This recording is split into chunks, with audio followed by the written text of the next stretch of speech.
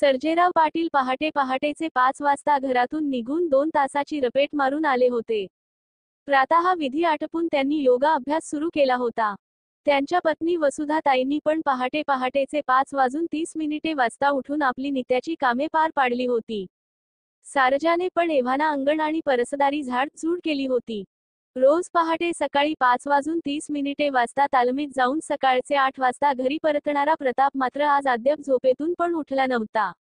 सकाळचे 8:30 सर्व बरोबरच न्याहारी करायचे.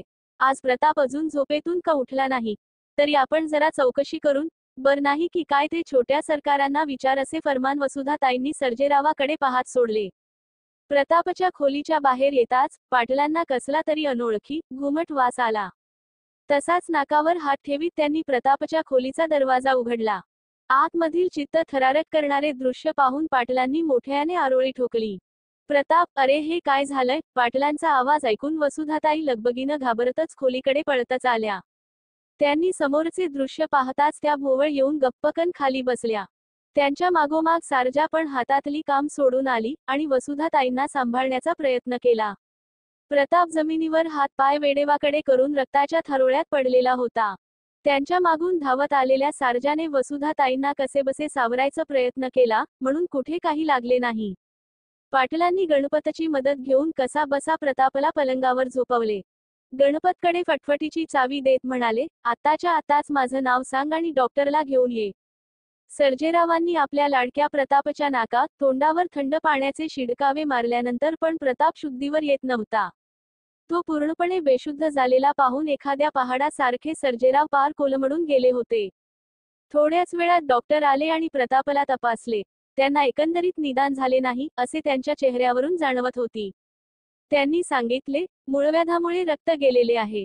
या गोळ्या औषधे मलम घेऊन या, फरक पडेल, घाबरायचे कारण नाही. काही असलेल्यास मला फोन करा. गावातच नाही तर अगदी गावाकुसाला आणि पंचक्रोशीत प्रतापच्या आजारपणाची खबर वाऱ्यासारखी पसरली होती. प्रतापला भेटणाऱ्यांची दररोज रांगच लागत असे. प्रतापची स्थिती पाहून खूप हळहळत असे.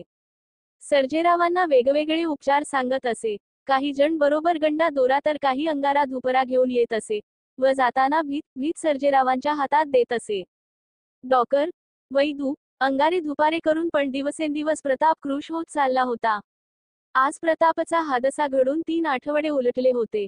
प्रताप म्हणजे फक्त एक हाडांचा सापळा राहिला होता. त्याची अस्थि पंजरी छाती खालीवर होत असे, हीच एक जिवंतपणाची ग्वाही होती. पोट पाठ एक झाले होते. डॉक्टरांनी सुद्धा हातवर केले होते. सर्जेरावांचा धीर खचला होता. इकडे या सर्वास कारणीभूत असणारा श्रीपतराव मात्र जाम खुश होता. पूर्व वैमनस्यातून केलेल्या करणीमुळे दिवसेंदिवस प्रतापची प्रकृती खालवत होती. सर्जेरावांनी जवळच्या वाडीवर असलेल्या अंतू मांत्रिकाला गणपतच्या हातून निरोप पाठविला. गणपत पण हिरमुसल्या चेहऱ्याने वापस आल्याने पाटील अजून खचले होते. अंतू मांत्रिक सरवाड्याला गेलेला आहे असे बातमी गणपतने दिली होती.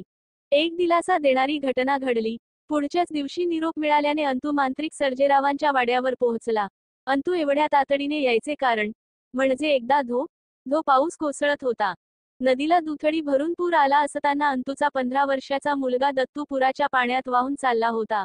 सर्जेराव हे खूप परोपकारी होते. ते पहिलवान की बरोबर एक पट्टीचे पोहणार होते. त्यांनी भर पुरात उडी घेतली आणि प्रवाहाच्या तिरपे पोहत दत्तूला घेऊन थडीवर आले होते. अंतूने प्रतापकडे पाहताच ही करणी मुठ मारण्याचा प्रकार आहे हे मनोमन ओळखल होतं. त्याने आल्या पहिले विचारले, केव्हापासून होतंय असं? अंतू मांत्रिकाने सर्जेरावांना विचारले, पाटील, धाकल्या पाटलांचे नाव प्रतापराव पाटील तर नाही ना? सर्जेराव मोठ्या निराशेतून म्हणाले, हो अगदी बरोबर ओळखल. तसं आता इलाज पण सांगा. हे ऐकताच अंतूने साटकन स्वतःलाच शिवी हासडत एक थोबाड्यात मारून घेतली.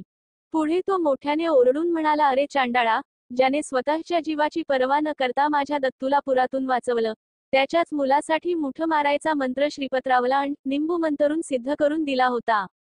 त्याने सर्जेरावांचे पाय धरले आणि म्हणाला, पाटील मला माफ करा, मी मोठा अपराध केला आहे. मी दळभद्री आहे. तुमच्या मुलाच्या जीवावर उठलो. यासाठी श्रीपतरावला मुठ मंतरून दिली.